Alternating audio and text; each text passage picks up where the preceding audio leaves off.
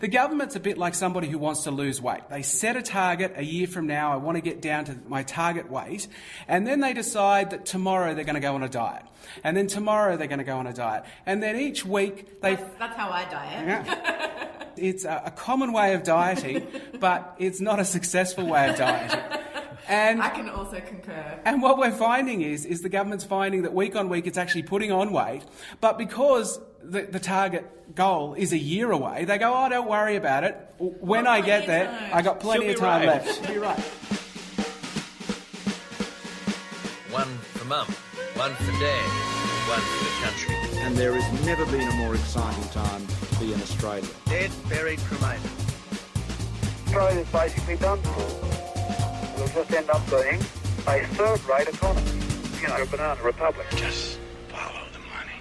G'day, and welcome to Follow the Money, the Australia Institute's podcast demystifying the big economic issues in Australia and putting them in plain English. I'm Ebony Bennett, Deputy Director at the Australia Institute. I'm Frank Bainimarama, the President of COP23. Welcome to COP23. International climate negotiations is probably the most complicated piece of international negotiations right now. Thank you for your sustained efforts to secure a positive outcome to the negotiations here in Cancun. We come here in Copenhagen because climate change poses a grave and growing danger. It's that time of year again where governments around the world descend on a city like a massive climate circus for the annual United Nations climate change talks.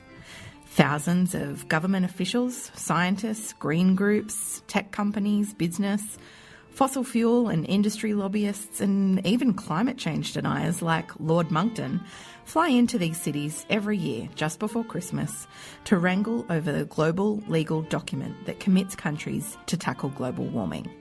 It's how cities like Kyoto, Copenhagen and Paris have become synonymous with global climate agreements.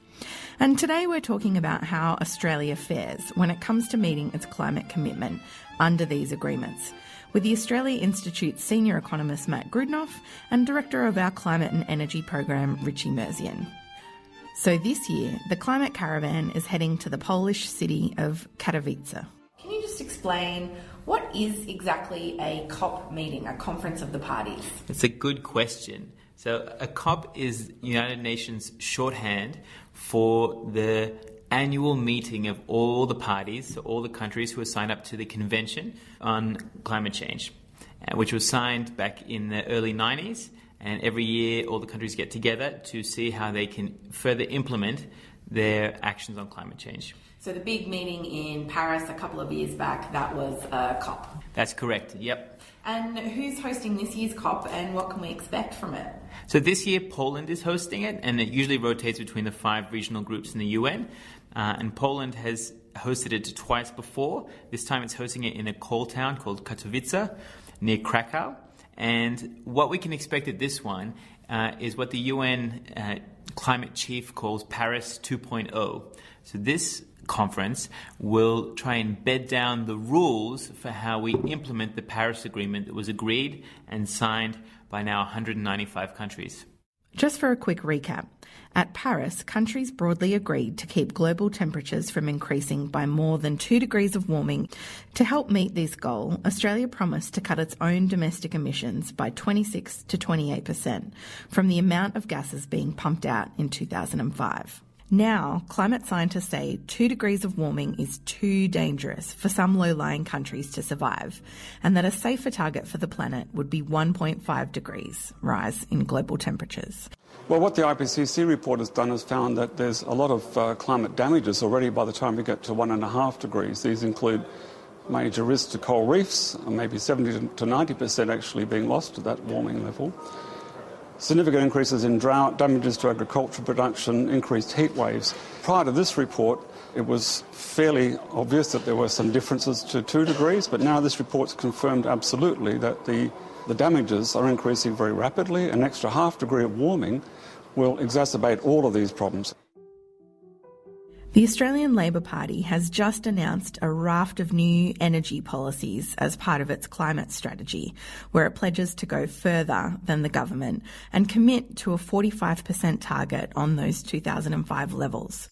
and invest in cleaner, cheaper power to help achieve 50% renewables by 2030, to build the national energy infrastructure of the future, the pipelines, the pumped hydro, the interconnectors and the storage, and household battery technology for homeowners and renters alike. If Australia is serious about meeting its Paris carbon reduction commitments, then 70% of our electricity will need to come from renewables by 2030. Australia is committed to that historic global compact we struck in Paris. Let's not forget Australia accounts for just over 1% of global emissions, so there are a lot bigger players than us out there. But not only is Australia not doing its fair share of global efforts to clean up this mess, Australia isn't even on track to meet its own 26 to 28% target.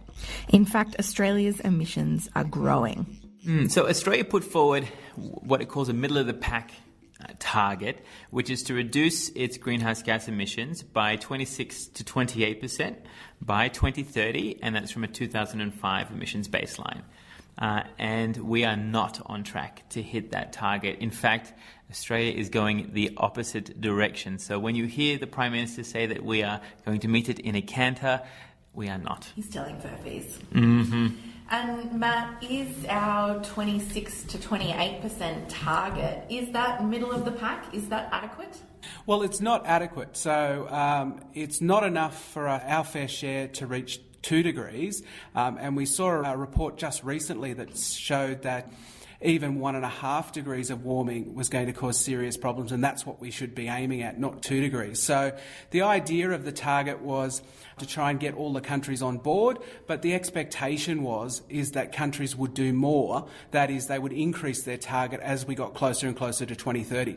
So not only is Australia's emissions rising at the moment, and they've risen every year for the last 3 years, and particularly they've risen since we got rid of the carbon price. Not only is, not surprisingly, not only that, but this 26 to 28% target is like the bare minimum. We should be aiming for an even higher target, and so we're not even going to meet the bare minimum. So we're not even going to meet the bare minimum, but why exactly why are our emissions rising?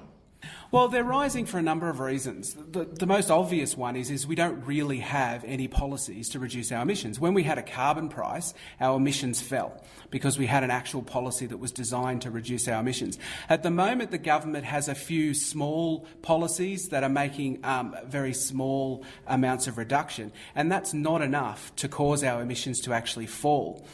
In fact, if we look forward, the government's own department, the Department of Environment, has predicted out to 2030 what's going to happen to our emissions given the current policies the government has.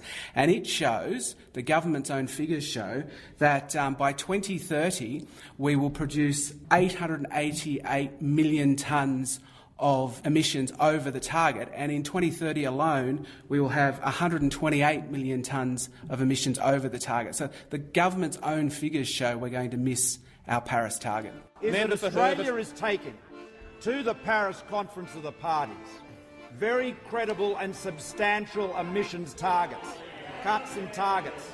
Our cuts of 26 to 28% reduction from 2005 are very substantial.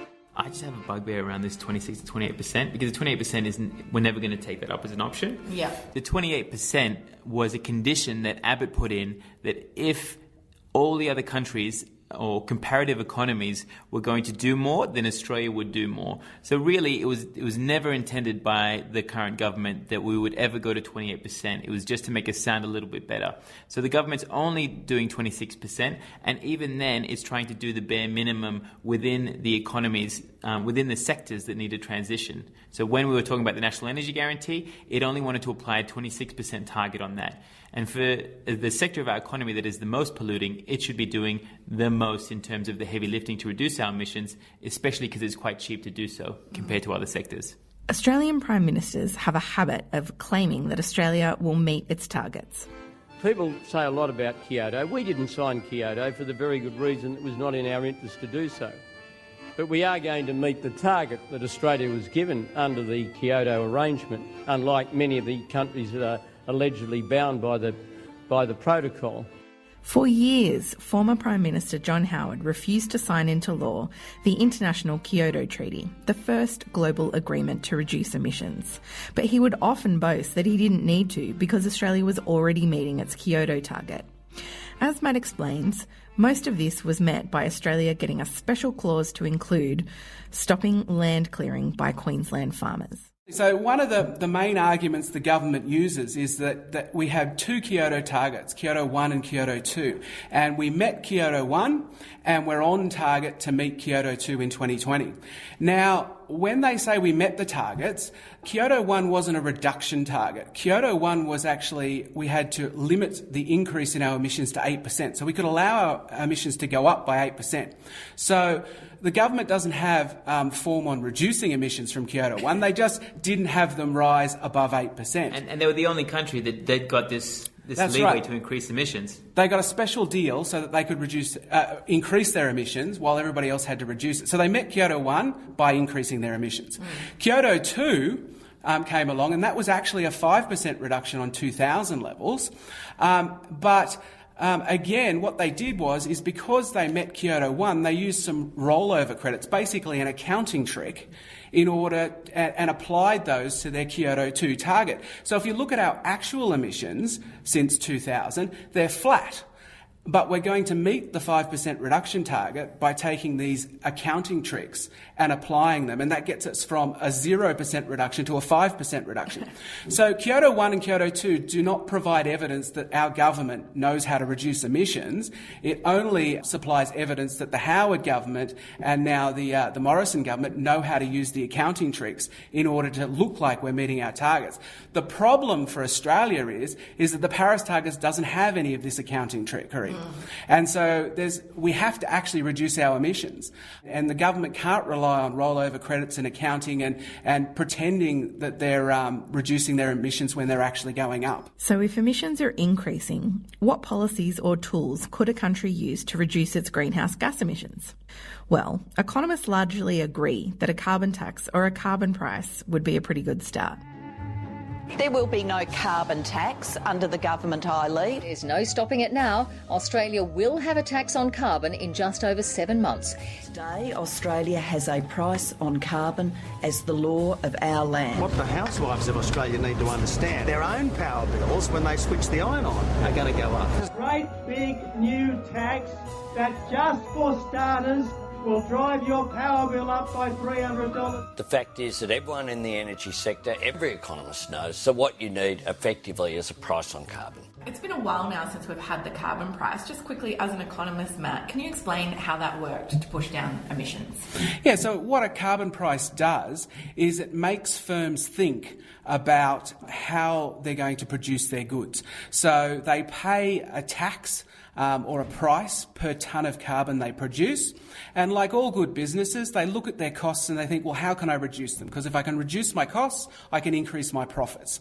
And so when they're looking around at trying to reduce their costs, they see this line item of the carbon price and they think, well, how can I make that lower? So they go about and they work out ways to produce the same amount of stuff but with less carbon emissions. And they're rewarded in doing that, in that they pay less tax. And so because you force firms all over Australia to do that, firms are looking around, they innovate, they come up with new ways to produce that reduce emissions. And we know it's effective. Not only did it work in Australia in the 2 years that we had a carbon price, but it's also worked in countries all over the world. So it's a proven, effective method for reducing emissions, and we decided to scrap it. So we scrapped the carbon price, Richie. What do we have left that's trying to reduce emissions in terms of policy? Very little. We have the legacy items from the previous government. So the renewable energy target, the large-scale renewable energy target, runs until the end of this decade. Which the government has tried to water down. And actually has succeeded in watering down. So that'll mean that we'll get to 23% renewable energy in our grid, and that's sort of on the East Coast. And that has helped put pressure down on electricity prices. And it's also managed to reduce emissions in the electricity sector, which is our largest polluting sector. Apart from that, there's very little. There's some work in energy efficiency. There's nothing in transport. There's a little bit in terms of a safeguards mechanism that the government has. But even that we've found is ineffective. And a great example of how ineffective that is over in WA. Chevron has one of the largest gas plants called the Gorgon gas plant. And as part of the development approval, it promised to sequester or bury 80% of the emissions from the production of gas there. And that was supposed to take place in 2016. It hasn't. So for the last 2 years, instead of burying the emissions, they've been going up into the atmosphere, and they're responsible for an equivalent amount of half of the increase in our national emissions year on year. Wow. They're that big. And instead of punishing Chevron for not following through on its application to sequester it, the government has just allowed them to revise their baseline to factor in failure so that they get away scot-free, and that's what the safeguards mechanism does. It's entirely ironic in name. So it's not really safeguarding us from anything, it's just rampant pollution. Well, I think it's safeguarding the company from having to pay for its emissions. Exactly. And this is a company that already gets away with a very low tax bill. So, Matt, if that's the case and Australia's emissions are rising, at what point, how are we going to tackle our emissions in the future, do you think? Well, it's a really good question. You can't reach a 26% reduction target if emissions keep going up year on year. I'm no scientist, but that does seem obvious. Yeah, the maths, for most people, they would understand, and the government seems a bit bewildered by this. The government's a bit like somebody who wants to lose weight, right? They set a target a year from now, I want to get down to my target weight, and then they decide that tomorrow they're going to go on a diet. And then tomorrow they're going to go on a diet. And then each week they... That's how I diet. Yeah. It's a common way of dieting, but it's not a successful way of dieting. And I can also concur. And what we're finding is the government's finding that week on week it's actually putting on weight, but because the target goal is a year away, they go, oh, don't worry about it. When I get there, I got plenty of time left. She'll be right. And that's exactly what the government's doing. They have no policies to reduce emissions. Our emissions are going up, not down, and they're telling us that, oh, we're on target. They're deluding themselves, and they're trying to delude the Australian public that everything's fine, and clearly it's not. There's no room for partisan politics when the reliability, affordability and sustainability of Australia's energy system is at stake. What we desperately need in our electricity system is more reliability, and let's face it, a lot of that is coal, gas. This is coal. Don't be afraid. Don't be scared. The Treasurer knows the rule on crops. It's coal that has ensured for over 100 years the Deputy Prime Minister has enjoyed an energy competitive advantage. In Australia, while there has been negligent inaction on climate change, the government has succeeded in shifting the debate away from the dangers of global warming and onto energy security and energy prices. In other words, they argue we need coal to keep the lights on. We have both a Prime Minister and a new Minister for Energy, Angus Taylor, talking about building new coal-fired power stations when the IPCC and the International Energy Agency warn that coal should be phased out. And the population agrees. The Australia Institute's Climate of the Nation survey found that 70% of the public want the orderly phase-out of coal and for it to be replaced with clean energy.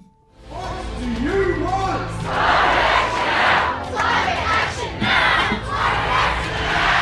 We know that people right around the world today are joining together to say no more new coal. The report finds we basically need to be out of coal by 2050. In other words, no more coal used for power production globally by 2050. From what I understand, the government is looking at underwriting new coal-fired power as part of its new energy policy and potentially also covering liability for any future carbon risk. Can you explain a little bit about what's happening there? Yeah, that's right. So Minister Taylor, our Minister for getting electricity prices down. But not doing anything about emissions. And renewable energy, which is getting the prices down. Minister Taylor is chomping at the bit to try and get new coal-fired power generation or refurbished, so extended lives, on the old, clunky coal-fired power stations. That is his mission under his particular portfolio. And he's doing that by offering taxpayer subsidies for new coal power or for these continued coal power stations to kick on. And he's rushing ahead without even agreeing on what the program's going to look like. He's already taking expressions of interest, and we question whether he even has the legislative authority to do this. So the real issue here is that you have a minister who, instead of actually looking at how you bring down prices, or instead of looking at how you take the electricity sector forward, recognizing that there's a lot of new generation coming online from renewable energy, is just sticking to one particular type of technology. He says it's technology neutral, his approach, but he's said at other times that it will include coal and gas. So he's looking to try and fund, through public money, coal-fired power stations. And that's the only way that you can proceed. Why is that? If it was such a great idea, business would be right in there. You'd think they would, but it's not such a great idea. So almost every piece of new power that's come online has come from large-scale solar or wind. And what you're seeing going forward is that a continuation of that, with additional firming power coming in. So that's pumped hydro, that's solar thermal. So for people who don't know, what is firming power? That's a term people might not be familiar with. So firming power is just basically power that can be turned on and off very, very quickly. So if you want, if you turn your light switch on, you want power definitely then. So it's power when the sun doesn't shine and the wind doesn't blow, as all the climate skeptics say. But firming power, interestingly, is not coal power. Why is it not coal power? Because coal power actually takes a long time to wind up, and it takes a long time to slow down. And it's very inefficient to make a coal-fired power station increase and decrease its output. It's very good at sitting there 24 hours a day pumping out power, but that's not firmed power, that's baseload power. Yeah. And what firmed power means is that if there's an increase in demand for power one still evening... Say it's really hot and everyone puts on their air conditioner. That's right. How do we turn the power and force power into the grid quickly? Coal can't do that. Pumped hydro can do that. Battery storage can do that. To a certain extent, gas peaking plants, some gas can do that. And solar thermal can do that, but coal can't. And Matt, as an economist, this idea of taking on the liability for future carbon risks, is that a good idea? Well, it's a dangerous idea for taxpayers, and the reason is effectively the electricity sector is going through a transformation, not just in Australia but all over the world. Renewable energy is becoming cheaper and cheaper, and so therefore we're changing over. It used to be that coal and gas were the cheapest forms of power. Decades ago that was the case. It's not the case now, and so what we're seeing is a shift from one form of power to the next. And what the government is effectively doing is it has bought Blockbuster Video and it is underwriting it with taxpayer dollars in order to keep it open. But the point is we're moving on, technology has changed. Exactly right. And so what's going to happen? Well, we're going to have this enormous clunker that will cost taxpayers a fortune and is not meeting the needs for our future electricity market. And so it's a vanity project for the government, and it's going to be an expensive one. And that's true globally too, isn't it, Richie? Was it the IEA that said basically coal has to come to an end before 2050? Yeah, so the IEA, which is not a traditional lefty institution, but quite a conservative club in Paris, they've just put out their World Energy Outlook for 2018 a couple of days ago, and in it they've mapped out a few different scenarios. But the scenario that's going to keep us under 2 degrees, which is the goal of Paris and the goal that every country is signed up to, is that coal needs to be wound down. And if you look at the IPCC report, it says it needs to be all but gone by 2050. So if we are going into a future where we don't want to be stuck with another blockbuster, but really we want it to be buying into what is the next wave of entertainment, then that's going to be in renewables. And just a shout out for Fendikum Power and Mike Cannon-Brooks and the movement that's taking place right now. It's about transitioning Australia, not just so that we are domestically secure in terms of our energy supply, but that we are rethinking how we operate as an energy exporter. And there's some really awesome technologies and ideas around how we can do that, but we're not going to get there if we keep funding technology from the past. That's been episode 30 of Follow the Money, brought to you by the Australia Institute. It was recorded on the 16th of November 2018 in Canberra with Matt Grudnoff and Richie Merzian. You can visit our website at tai.org.au for the Climate of the Nation survey, and you can also read more analysis on Australia's Paris climate commitment and the need to be a good global citizen, as well as other energy and climate-related reports on our website. You can listen free to Follow the Money wherever you download your favourite podcasts, and you can find previous episodes online. We often cover energy and climate change debates, and you can check out episode 14 of our summer special with former President of Kiribati, Anote Tong. Stay tuned, we'll be releasing more specials for those long road trips over summer as part of our summer special series recorded at our popular Politics in the Pub sessions. This summer, we will also continue to monitor which gas and coal plants can't handle the heat as part of our Gas and Coal Watch project, where you can follow along too on our website and on our Twitter handle, and we'll be posting updates on social media all throughout summer. You can follow us on Twitter at the Oz Institute with an AUS. My Twitter handle is Ebony_Bennett with a ~N~T. Matt Grudnoff is at Matt Grudnoff with a ~T in Matt and a ~F in Grudnoff. And Richie Merzian is at Richie Merzian, MERZIAN. This episode was produced by Jennifer Macy with additional editing by Lizzie Jack. Our theme music is by Jonathan McFeet from Pulse and Thrum, and you can find more of his music at pulseandthrum.com. Thanks for listening.